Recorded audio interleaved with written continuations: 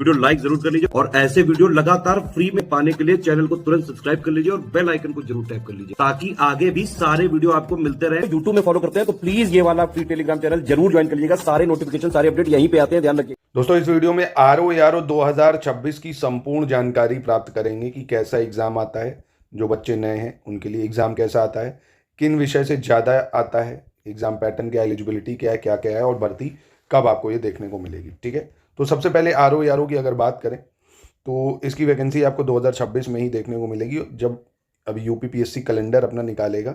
फरवरी तक ये कैलेंडर आने की संभावना, इस बार थोड़ा लेट हो गया है, कह रहे हैं ऐसा कि फरवरी तक ये कैलेंडर आएगा। उसमें निश्चित ही 100% RO ARO के पद होंगे, क्योंकि ये 2023 में भर्ती आई थी, ये 2023 का नोटिफिकेशन है। देखिए कब ऑनलाइन आवेदन शुरू हुए थे, 9 अक्टूबर 2023 से 9 नवंबर 2023 तक। अब ये 1 फरवरी को जाके इसका मेंस होना है ना, 31 जनवरी 1 फरवरी। तो लेट हो गई भर्ती लीक वगैरह के कारण। अब ये 2026 में आयोग इसको प्रॉपर मैनेज करना चाह रहा है। अब देखिए क्या क्या पद होते हैं इसमें, ये समझ लीजिए। देखिए उत्तर प्रदेश सचिवालय में होता है समीक्षा अधिकारी, उत्तर प्रदेश जो लोक सेवा आयोग है प्रयागराज में, वहाँ भी समीक्षा अधिकारी होता है। राजस्व परिषद जो होता है रेवेन्यू डिपार्टमेंट, उसमें भी समीक्षा अधिकारी होता है। ठीक, और फिर सहायक समीक्षा अधिकारी ARO की पोस्ट होती है इन्हीं विभागों में। ठीक है, अब एलिजिबिलिटी की बात करें तो एलिजिबिलिटी देख लेते हैं। जैसे जो समीक्षा अधिकारी है उसके लिए आपको सिर्फ और सिर्फ क्या चाहिए, ग्रेजुएशन चाहिए। समीक्षा अधिकारी के लिए कोई O लेवल नहीं चाहिए, कोई कंप्यूटर डिप्लोमा नहीं चाहिए, नॉर्मल आपने ग्रेजुएशन कराओ, BA BSc BCom कुछ भी। ठीक, पर जो ARO होता है, ARO सहायक समीक्षा अधिकारी, चाहे वो उत्तर प्रदेश सचिवालय में हो, राजस्व परिषद में हो, है ना, मुख्य निर्वाचन अधिकारी, कहीं भी, उसके लिए आपको ग्रेजुएशन चाहिए पहली चीज़, या डोएक सोसाइटी द्वारा O लेवल प्रमाण पत्र इसके लिए होना चाहिए अथवा इसके समकक्ष। अब O लेवल के समकक्ष यहाँ CCC नहीं हो सकता है, क्योंकि O लेवल है 1 साल का डिप्लोमा, है ना। कम से कम कोई भी 1 साल का कंप्यूटर डिप्लोमा हो आपके पास, या तो BCA BTech करा कंप्यूटर से। ग्रेजुएशन में आपने कहीं भी 1 साल का विषय अगर आपने कंप्यूटर पढ़ा है, चाहे इंटर में पढ़ा हो तो भी चल जाएगा वो। ठीक है, ये सहायक समीक्षा अधिकारी के लिए बेसिक चीज़ चाहिए होती है। कम से कम O लेवल, CCC का हम यहाँ नहीं चलता, वो हाई कोर्ट RO ARO में चल जाता है। यहाँ पे आपको हिंदी टंकण में न्यूनतम 25 वर्ड प्रति मिनट की गति होनी चाहिए, यानी हिंदी टाइपिंग होगी। अंग्रेजी टंकन का भी ज्ञान रखने वाले अभ्यर्थी को जो है प्रिविलेज दिया जाएगा, पर टाइपिंग का जो टेस्ट होता है वो हिंदी में होता है यहाँ।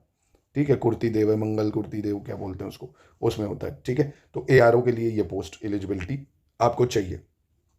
उम्र सीमा 21 से 40 साल चाहिए होगी, है ना, 21 से 40 साल चाहिए। मतलब जब फॉर्म है तब आपने 21 पूरी कर ली हो। ठीक है, और इम्पॉर्टेंट चीज़ ये, इसके साथ क्या, SC ST OBC इनको 5 साल का एज रिलैक्सेशन भी है, इनको 5 साल का एज रिलैक्सेशन है। PH भाई वाले, मेरे PH कैटेगरी वाले भाइयों को 15 साल का एज रिलैक्सेशन है। अब देखो इसमें आता क्या क्या है।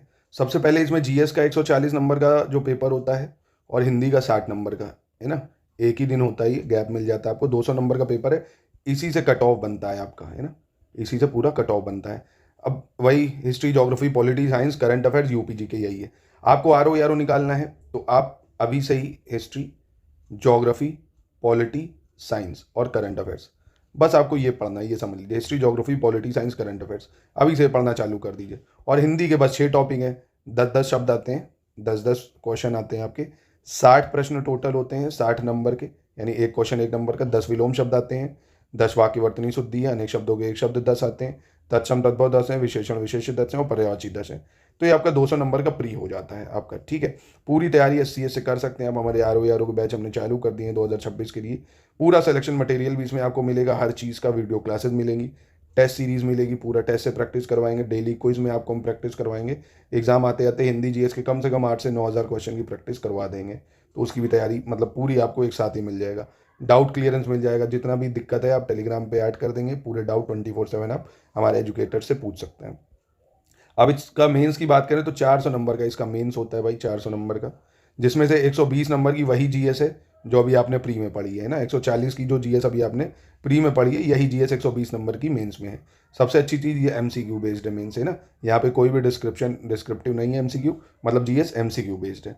हिंदी का पेपर जो है ये आपका कन्वेंशनल हिंदी लिखने वाला है, 100 नंबर का आपका कन्वेंशनल हिंदी है, जिसमें गद्य आता है भाई, जिसमें गद्य का शीर्षक, सारांश और रेखांकित अंशों की व्याख्या करनी होती है। ये 21 नंबर का होता है आपका। टेबुलर फॉर्म यानी सरकारी पत्र जो है उसका टेबुलर फॉर्म में लिखना होता है 15 नंबर का। शासकीय अर्धशासकीय पत्र, कार्यालय आदेश, ज्ञाप, परिपत्र, विज्ञप्ति, टिप्पण, प्रतिवेदन और स्मारक, ये 24 नंबर के हैं। 8-8 नंबर के आ जाते हैं, एक एक कोई भी। 10 नंबर अंग्रेजी से हिंदी आती है, आपको ट्रांसलेट करना होता है कोई भी वर्ड को, जैसे अमेंडमेंट है, कहेगा इसका हिंदी बता दो, है ना, प्रशासनिक शब्दावली होती है जो। और 10 हिंदी से अंग्रेजी, है ना, जैसे अनुमोदन है, कह देगा इसको भाई इंग्लिश में बता दो क्या कहते हैं। तो आसान है, 5-5 शब्द बस आते हैं 20 नंबर के। माफ़ कीजिएगा डिस्टर्बेंस के लिए। देखिए मुहावरे और लोकोक्तियाँ, ये 5 आ जाते हैं आपके 10 नंबर के, है ना। कंप्यूटर के आते हैं 10 नंबर के। अभी पेपर भी दिखा दे रहा हूँ आपको हिंदी वगैरह का कैसा आता है। फिर आधे घंटे आपका जो है MCQ वाला वही फिर हो जाता है जो प्री में हुआ था, है ना। ये जो 60 नंबर का प्री में हिंदी हुआ था ना, यही फिर हो जाता है। अब 6-6 सवाल आते हैं सिर्फ। अभी से पहले प्री में 10-10 आए थे, अब 6-6 आएंगे। एक सवाल यहाँ 2 नंबर का हो जाता है बस। टोटल आपके 30 सवाल आएंगे बस। जैसे विलोम, वाक्यवर्तनी, अनेक शब्दों के लिए एक शब्द, तत्सम, तद्भव, विशेषण, विशेष।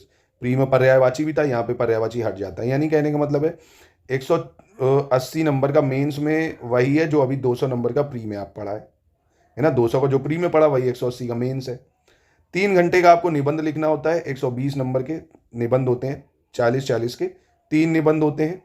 600 शब्द सीमा होती है आपकी, एक निबंध 600 शब्दों में लिखना है, ठीक है। और सबसे बड़ी चीज़, सिर्फ और सिर्फ हिंदी में ही निबंध लिख सकते हो आप, इंग्लिश में नहीं लिख सकते हो। निबंध यहाँ पे हिंदी में ही लिखना है। यहाँ निबंध कैसे लिखना है, हिंदी में ही। तो ये हो गया आपका मेंस का, है ना। 120 नंबर की GS, 60 नंबर की हिंदी, 100 नंबर की कन्वेंशनल हिंदी, 120 नंबर का निबंध। ये मेंस का देखो हिंदी का पेपर है ना। 21 नंबर का जो गद्य आता है ये वो है देखो, जिसमें आपको शीर्षक, गद्य का सारांश और रेखांकित शब्द जो है इनकी व्याख्या करनी होती है। तो ये हिंदी का पेपर है। देखो ये टेबुलर फॉर्म 15 नंबर का, ये लिखना होता है आपको। शासकीय पत्र किसे कहते हैं उसका उदाहरण, कार्यालय आदेश क्या है उदाहरण, विज्ञप्ति क्या है। अंग्रेजी से शब्द हिंदी करने हैं ना 10 नंबर के, हिंदी से अंग्रेजी करने हैं 10 नंबर के। मुहावरे आपके 5 आ जाते हैं 10 नंबर के। ये फ्री के नंबर हैं, आराम से कवर किया जा सकता है। कंप्यूटर 10 नंबर की बहुत आसान, www क्या है, इंटरनेट ब्राउज़र क्या है, बस खत्म। तो ये 100 नंबर की आसान सी हिंदी है। और इसमें 60 नंबर का इसके बाद देखो आपका ये हिंदी का ऑप्शन वाला होता है, तत्सम तद्भव पहचानो भाई, है ना। 6 तत्सम तद्भव आते हैं, 6 अपना आपके विलोम आ जाएंगे। तो ये आपके 30 क्वेश्चन का हिंदी का पेपर एक और MCQ वाला, है ना। इसके बाद निबंध हो जाता है। निबंध भी आप देख लो, जैसे निबंध है ना, ये खंड से आपको निबंध लिखना होगा। अब ये 3 सेक्शन है, इनमें से कोई भी एक निबंध आप लिख सकते हो। यहाँ भी कोई एक लिख सकते हो, यहाँ भी एक। 3 निबंध लिखने हैं, 600 शब्द, और हिंदी में ही लिखना है। जैसे पहला है साहित्य और संस्कृति का अंतर संबंध, शिक्षा और नैतिक मूल्य, वर्तमान राजनीति का परिदृश्य और उसका भावी प्रभाव, कोई भी एक लिख दो। दूसरे में से समसामयिक परिप्रेक्ष्य में पर्यावरण परिरक्षण और प्रदूषण निवारण की महत्ता, गरीबी रेखा की तलाश, सामाजिक समता का प्राथमिक प्रयास है, भारतीय जनजीवन की विविध चुनौतियाँ, है ना, इनमें से भी एक लिखना है कोई भी। तृतीय विश्व युद्ध की आशंका और भारत की नीति, स्थानीय बना भूमंडलीय, प्राकृतिक आपदाएं और हमारी तैयारियां, है ना। तो ये हिंदी में लिखना है आपको। तो पूरी प्री प्लस मेंस की तैयारी अगर करना चाहते हो शुरुआत से 2026 की, तो आप ज्वाइन कर सकते हो हमारे ग्रुप को।